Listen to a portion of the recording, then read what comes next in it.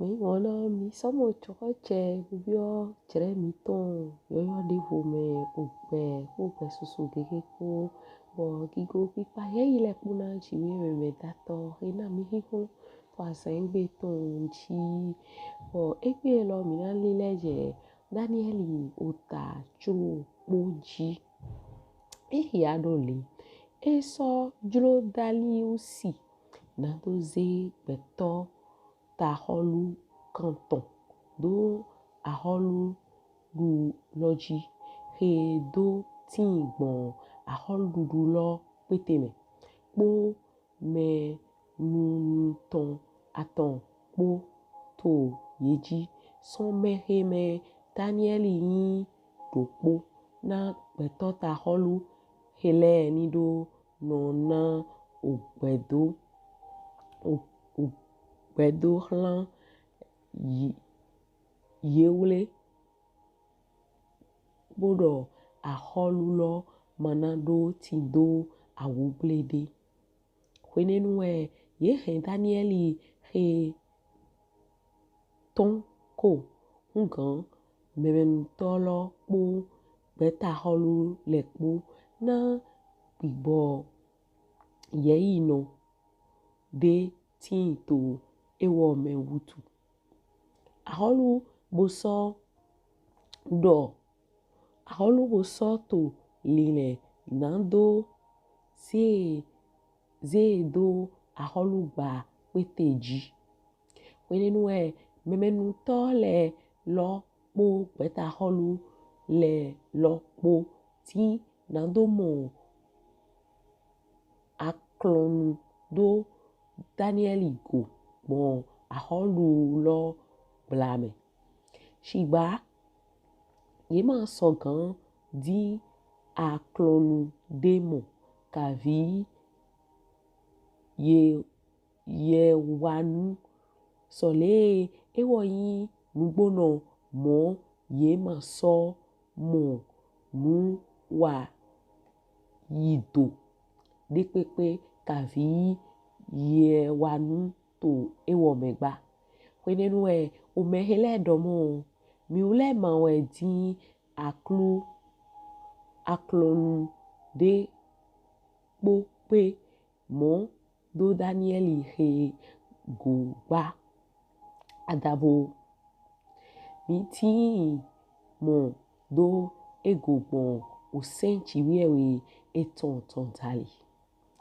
kwenenu memenu to hele po beta holu le po wa po sigidi po che a holude bodo le hlendo no gbe kakadoi a holu dali usi memenu to a holu loton le po ye ponto le po beta ponto le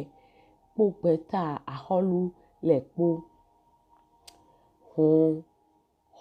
hona metole po otagan le po ko dowe dopo na aholu ni do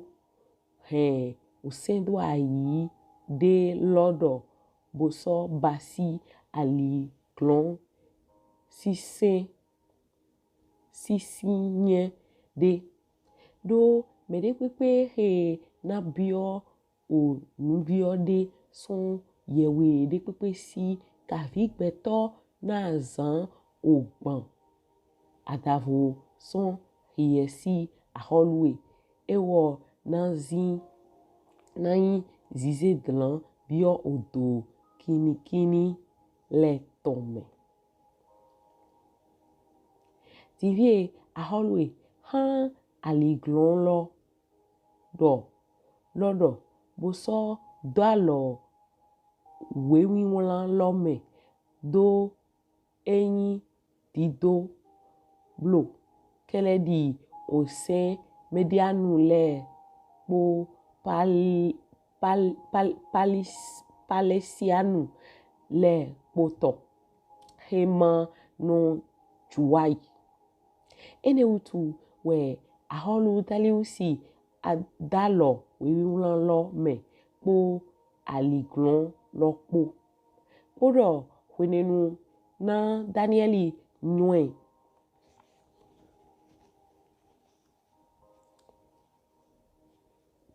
do ye dwalo wiwulan lo me eyi bio oho etome tinvie o verset etonle tin huhuto aboe etome hlan Jerusalem dali ewo boso jekolo to o koligonu eton leji la aton to gbedokpo po hodo boso gbedokpo boso hode boso na okpe le to jiwewe eton nuko dole enowa do Dayi wenenue o mehele plidopọ bomo Danieli to unbio basi po ove po to jiwewe eton nuko wenenue ye wa sekpo boso do hoto aholu nuko bon aliglon aholu ton lo ton dali do hiemako dalo aliglon deme do ome depope he na basi onu bio hlan yewe depope kavi peto toazan ogban heleme atavo hie plan hie aholwe na ni zize dlan bio odo kinikini letome aholu so blon bodomo ngboe onulo kededi ose medianu le po palsianu le poton he mano juai wenenue ye plon bo do to aholu lo nukondo Danieli ne he ti son ovi memeglo juda ton le ton me Mahu we pon ba aholu kavi aliglon he hie do alo emelo Ṣigba basi unubio eton la aton gbedokpo wenenue aholu lo wenenue aholu lo wenuena eso ese ohohele ni Mahu homenono gbau bosoze aiha eton do Danieli go nado hlen eso jetu kla kakaje yi odo ohwe ton nado hlen Dayi wenenue o mehele plidopọ do aholu de boso do hlan aholu lo domo aholue nue do ose medianu le po palesi nu le ton dewe do aliglon de kavi osendwai he aholu he ledo masoganyi didogba wenenue aholu boso degbe we boso he Danieli wa boze dran bio odo kinikini le tome tinvie aholu lo do ho boso do hlan Danieli do chiwewe tue mehe hie to sise we poponu ena holenwe yeso he zanu dewa bozedo onu oto lotonji aholu so yi ohiadonu eton titi do hie bokpo ohiadonu ogan eton leton po na dijio lile ton de man nado tin fine gbọn Danieli ton tali. Kwenenu aholu ije o home etome bo yi ozame lo do blani bo yi ozame lo do blani mo ye ma he yo kpo nyonu o weduto lewa ewode tonu kon ton gba amlon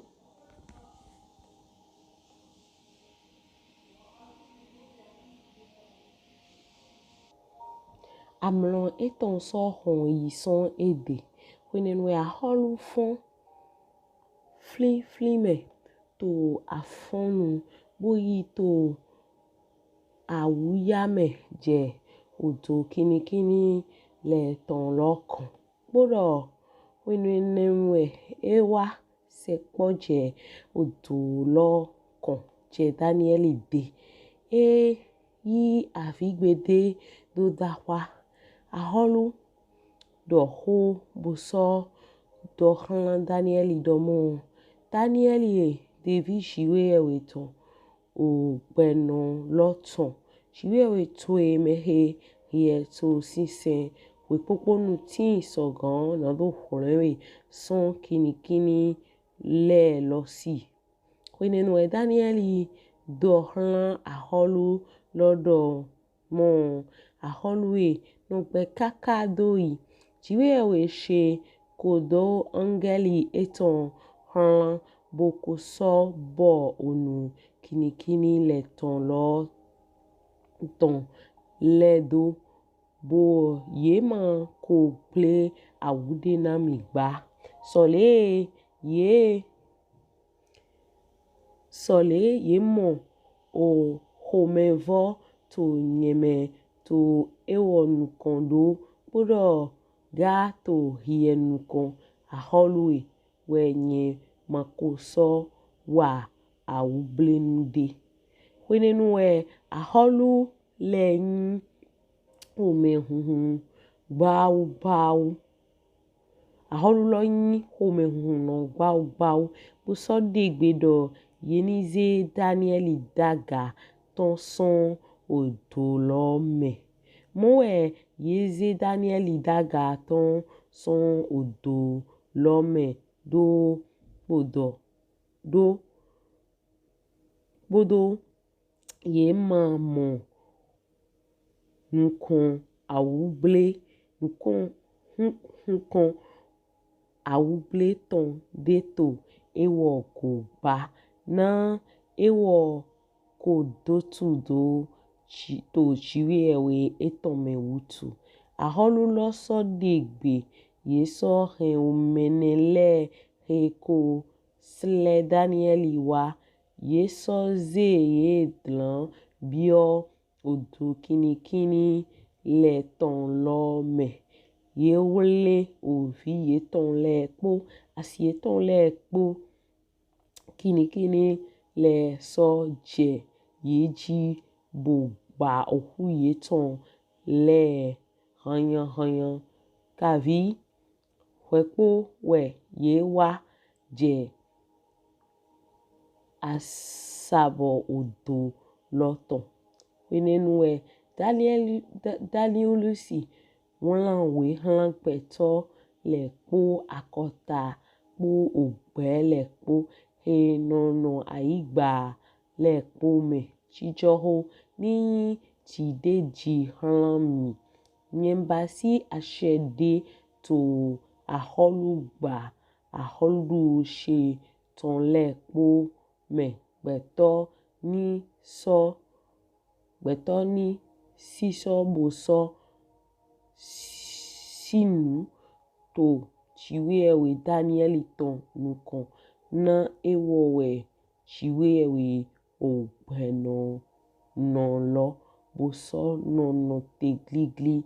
kakadoi toi bodo aholu eton ne ma ni fiva kpodo aholugba eton na tin yedo che kpodo lo ewo no no hole bo sono glon Dayi kpodo ewo sono basi ohiale kpo awujinule kpo to olon me kpodo to okeme me he ko hole Danieli son huhlon kini le tome moe ye he nu yona Danieli he do to aholdu daliusi tome kpodo to aholdu eliusi pelsianu lo tome. Alléluia. Weta lo ema hui pali Ṣigba ni yiwe na mi no lo winde home plechiwe weton va aholu he nebkansali sin ovi he ibe kofu o ehe ko hochiwe weton mele na do nu han podo hagbeton le po bo alo wa iwe titon to adogo we iwe kan to na do kan ho egble do eton po ho dida eton po edo alo lu poro me to san lo lu poro me we so yin kukuto bo me de wa yi teme eton lo no yin daliusi oni mi pon to mo daliusi ton lo e ba yi ni ro bi yo Jesu Oklunọ mo chiwe we ka ze do fine so de chiwe we ze do fine ni wa mo do aholu ehe lo wo enyi nwen to bo so yin budisi chiwe we to do ni mi hia we ta lo otachro po lo so anga mi na mo do ye won do mo lo e ko tin to gbeta leme to hodo gbeto leme e ba do mo lo aholu daliusi lo e din to na me ko yin hihono me ko yin me no wa dodo bo ye do Danieli hie bo to nu yi wa Danieli to me mi wa mo do mo lo e wa he Avùnhònú kpodo ho me gble kpoa ye he hagbe ton le tenti do holo do mo lo ye di gbọn ali o le kpo na do mo ne ni sin do jeme e ma je mo lo me we ni mi wa ipon to egbe mo ti to ha me do ne fi e do mi lo popo Dayi do fi e ji e we do mi lo popo Dayi do no zo mi ton le flan mi de le no mano yin ho me hu e makaduna yin nu e do na yi do mo do Mahu da mi bo nu ana mi bo na me kpogbe e te wutu e no zo no meton he kotin do nwe he Mahu na de ju do na ahwawu eton do nyema do woto mele kpo magan do ehe gigolo polo ne mele kpo masigan do ye yi lo polo ne Mahu da beto teme podo ehe ni na eton teme kpo bo mi kpo atin le mi na mo do ye tin to alopa ji ma yin de manga no sendo uwe ogle kabi tevi no sendo o tevi podo ogle podo no se yele o aho ayi gbaglo we ido na wuson bo ina hon ye son ayi gba me holo do ye mi manga wodi atin we do yin do te bo do ama we de ama lo le ye ko bo nyo sise lo le no aton so de ye yin tevi honson o dometo bo o kleyin hi honson dometo e do vivieton bo do dagbede no wa na hunsin manga lo su do vivieton bo so do dagbede no wa na hunsin bo to nugbo me mi madura no hwa wu mi de ton no ezombo gbigokunu to do kikoko na mi na do ti me na holo do mo de po yin taun do yin bi ohenu me Abi eni bi akota de me, abi eni bi azon we de me, fi mele poto azon ati, bo enu amoro, me yi gbe me ton yanto, we yi me de to, azon lo me podo me po, kabi me to gwento lo me podo me po, kabi me to tolupo lo me po, kabi me to fini, we chwe do je fini. Mi gbo, e madura imo, pe to e me po yin, bo mi no na no chi jo me ble o, na ndi do nyon. When Danieli makado nyangpe yo we to gbe ton le nyanton. Mahu do doa lo gba bo to yekpon. Bo yero yo le lo supapa we na ya lo ede le ton do kun yo do eton. Bo akari mede di pepepe bo a tedo shiwe ye we go. Bo do budi si eton bo to azode me abi ato ajode wa. Abi Mahu nawe ninande bo ademe bo do to azonwa. Bo a atin klili no hui towé bonu towé ma ze tableau o tatu ni to yali wele kunade ni akpe nu bibla logo yidogo kaka je wende chiwe yewe na suwe na we bo so de ye na do mo lo na we gbon de ye ma mo we wele so bo na dodo emi na pon o mo lo din devo mo lo dido devo kwa lo pa devo na nos kando bio sendu Jesu Oklunọ to etome ye wule lo su wena yi yéde do sanfo to mo he ye do me to lini mi pon Danieli si ho dali de ye di to na kaka bo do mo lo lene de deji we ma bio me ye wa do ti no mi bo gbo mi ni mo aholu bo do na aholu do mo lo aholu ni ze o ho Dayi bodo pedide po do mede ma habu homla chiwi e we de pepe adavo mi ewule aholu pe mu ka to gan no no mo we te gbeti me de le tin bo yo ko du kan ye ko iteme bo kan dudu ye teme to irando emi le we do pedide lo ne mi ma degbe nde ma anyo ne mi ma degbe me de mas gan wa nde bo ma do na we do jiwe e we singigo ma vi mi ma emroma chiwe we singigo but todi ma tinto we grofi bo sikan yi chiwe we singigo doni mi pon loji mi na mondo mi le ko wa tan lo me mi na mondo de ye do mo loso bo e wa ije o se do ayi wa lo dagbe he Danieli konozan na do di chiwe we to hula ton gberopo e ma ku hopon e ma hopon wo wa nyo me de yi se wo wa nyo me de ze me de go ese me en go kanje bo so wule bonaide bo tin wo to de lo ho teme we ye mu e wule tebe bo so ayin si sele na aholu ka so do mo do lo nu e do lo nu e bi lo lo ma jro e ma inu dagbe ma hwe ali e ma to adodo me uwe zomo e ma ya mlondoto uwe su gbon so blanu boya akoto fide bo kan to ko yin won na we bo mo ozinzan dagbe wa lo dagbe ki akodo bo ka gbe to ele yo yin me sreto to ipon ali ko de pepe wo de na we do o kan to e lo so na chite bo ma o si alogo dali na do singando do ho to dagbe me bona su na we bo to glido me de ye do acha lo kaka bo aholu gbomo do we ka bi bayi ma so gbe ni ma kuku singan gbe Yesu o gbe pli do po to sun ma kan gbe ton enyo mi ni do ido mo Ṣigba do Danieli to Mahu de se Mahu lo na hunle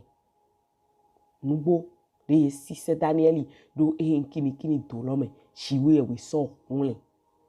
kini do de pepe de mi ate wa lo pa de pepe nko de nzi alo chiraga to gbe zangbe mo ho de do chiwi we he hunle Danieli son kini do me e na hunle we son kini do to me to Jesus sin come kini do asisi to me we abi o aswe kubo joe do po wa chi renu le me bo renu le ye no to dide so we to kle podo sanpo chiwewe rede Danieli tonson kini dome bu suwena bu so ne zedaga ena dewe tonson kini do tueme ena dewe tonson yi enume si o kanyira kan leme bu na suwena we bu na zi tatu idaga bo yime kpo iklotuwe yime kpo na no flelele na do no yi tona bu mahawi tona de Mahu na we to Jesu si nkome. Ouais, mi so do mo ya fledo to tukla mi to le po me we mi to hwe o we mi to ma hwe o mi do to do Oklunọ ya go we Mahu vi tukla de pepe nko de mi ate to do jiwe ego nugbonugbo Danieli to fi Mahu we de pepe bóyá ye ko imede wa ko huwe to nugbo me Ṣigba de akoje Mahu si ogbeseji awa je ali odewe ton jira doji nuendo alogo na fona we son chiwe we dewa mo ali hoja to Jesu si nkome bo ye ko didodo gbọn dali pero akoho ebe akochinua ye ko donu ebe mo na no na we jero su idin ho nu ye be poto na bodo bo nu kun ye ton era na no mo ason ji ujao ma utonto gbẹ̀san to eji to Jesu si nkome bo wenwe ana to son to kla to elole me yo we srewele me sre to to ele abi yo we monu ororo ama se to nu ama pasi gbọn lewe yo wule we na yi teme onya me ano to Jesu si nkome to lini mi pon owe ta Danieli toro to ta tro polo me mi na mo wenwe chiwe we de Danieli ton son do kini ton ro me ma tin do awu gbele de pepe yo we me sre toro le we aholudo eya yo le ni bio me to le mo ro me hele ye ma kan no gbebo Danieli na mo gboje ye ma kan no gbebo emi na mo Danieli si o awo hihon zan na gigo fontite akota roton ira so mo nde bona to jijire janwe we mo chiwe we na wafu na we do ye mede ye tafu bo sisedo kini do me gbọn alopa ri pepe ye mede ko so huwe bo bio kini do lo me bo ka levojo mo chiwe we na suwe na we gbọn to Jesu si nkome we ana wa segbeche bo ho endolo ina je hoji na we bo na we fli to kla to ele ma di tu no te kereblo ma ti ahwangba kereblo ma ti dudeji kereblo dudeji yon tu no te lo sunyon ahwangba lo sunyon Ṣigba ye ti na jire pede fi to ayigbajiwe do tu no te devo bu do ahwangba devo ati hulenkan devo he ma do do te he ma no vokun gbede de tin to hulenkan to Kristi Jesu me bode wa yi hulenkan to Jesu Kristi Jesu so de ina sun na we gbon so de ina ze tatwe da gabo we no na zan gbetu epo to ayigbaji fi mo na wa do we do apo yon hopo ana so hunu kun to gigo etome we so mo eto ti te ngbero ani hua ihatwe na lo yi Kristi Jesu kele li hulenkan to ntoli wo we hua le ona mi bo mi do nyon Mahu uwe wole mi son eke avosi san o kazize pe o ali okiho yena pa igbonle yena ho o gbo yena ho koklo o meme sunu meme yonu atondo godobo wa Kristi de wa yi wole ganto wa yi dude jina meto nyeto no yi Jesu Kristi me wole ganto me kuro nyirando betole pupapata ton sitame togbo de makuna nyirando nu me setori pe makuna nyirando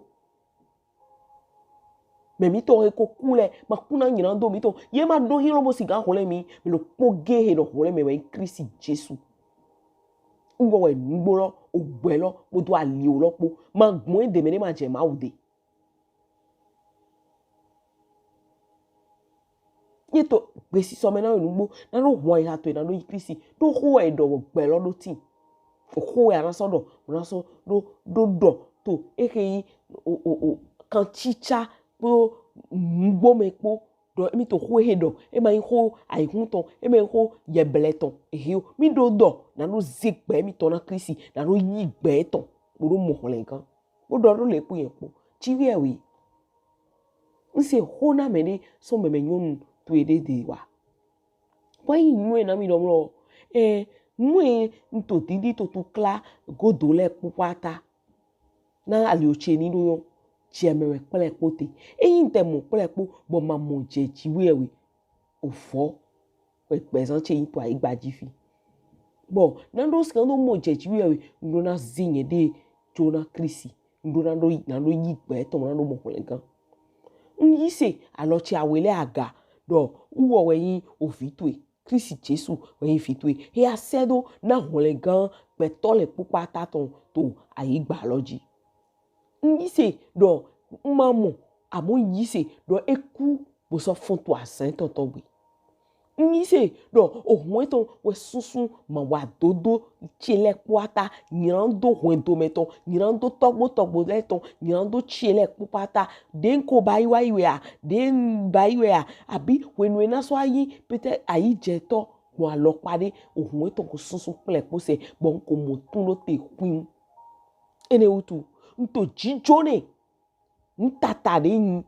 matido hulengan bo ato hulengan ton yi nwa iha ton na ro yi ogbe ton nwa iha che na ro yi gbe ton nwa iha che na ro yi hulengan ton nwa iha che na ro yi hwe ton nwa iha che na ro yi wan ina ton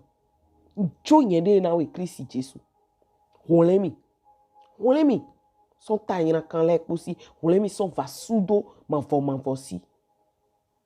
mowe nhode lodone to Jesu si nkome nse ya dodo monugbo me sun me yon bo yero ye holewe kan pe pore ma sopo we po na we de no andi we da pe si angun na ro si ando biye me bo na ro du bibo ton na ro si ando hwe bo yero suna so ayi we da gbe lo la ton na me de vole to le holo pe to lo po ma he bo he da gbe wa me wendo mi ton le henu me mi ton le akota mi ton le dura mo holegan eto ti te ngbe me holegan lo me he hon tinte holegan lo me asongbo tinte holegan lo me dona tinte holegan lo me gbega tinte holegan lo me wenu ipeto na ku ena biokiko shiwewe mafo to bo ma inu kongamu na hode na me ti to klamele baba to Jesu si nkome mi don do e na droje ya na mi to sa mi to po jire mi to he lo po bo mi to ze kule peto alopalopa iko tinto kini do me kele di Danieli le boya nu chiwa ito he bio kini do me boya ye ma so inu wa chi to nu chiwa to de do ye no te pon we bo nu ezo wo ye bio kini do me nto lilo ye yin won we bo he se do ai to ego bo tin bo to ali ho we so mo ye do ze dran kini do me ye me fona Danieli si alogo baba ngode to Jesu si nkome fona meme sunwele fona meme nyonwele fona yokpo hele fona oto hele fona onu hele fona hwedo hele fona kota hele to gun igbaloji fi pe gbaro to ai hun pusu eni lo me pe to iko to azowa bo agbele ko itu klanu na no sisi ai do mìyọn konkome na no sisi ai do kiri do konkome baba to Jesu si nkome yin hwesuna to ito na ma yo we nke to azonyina kan wato he ma lebo jole ye ni yitenyina kan he to dindi na nozo he ton he David wele he yo vit wele he me no glot wele to Jesu si nkome baba nwa hode na ubudi sitwe nisigango aholu ugbeta gbeto da hole to akota leme to akunleme budi sitwe ni goye me so de gbeto le na tin to mona tin to plidopọ mona su na no na me ho eyin ho lo ma yin ho na me dagbe eyin ho no me lo ma yin ho ijro adike eyiblo to Jesus yin ko ni e ka teswa yi jawe to li e dibusi gbe plidopọ hele me su po hele ki go to ni so ohia na nugbonugbo ni kan ton je gbangba echeru mo baba to Kristi Jesu si yi komewe mi hode loti ni she e wana e ya segbeche onye do lo me nyon de yin mo chomyo yi logbon ehe aso gbe na me Oklunọ toro dali na hulegan alindon leton eyon yi ndo do chi mo so yi ndo do hulegan to Kristi Jesu ton eso ipede vunne to gbe tiremi ton gbe po gbe susu gege po hunu e dabo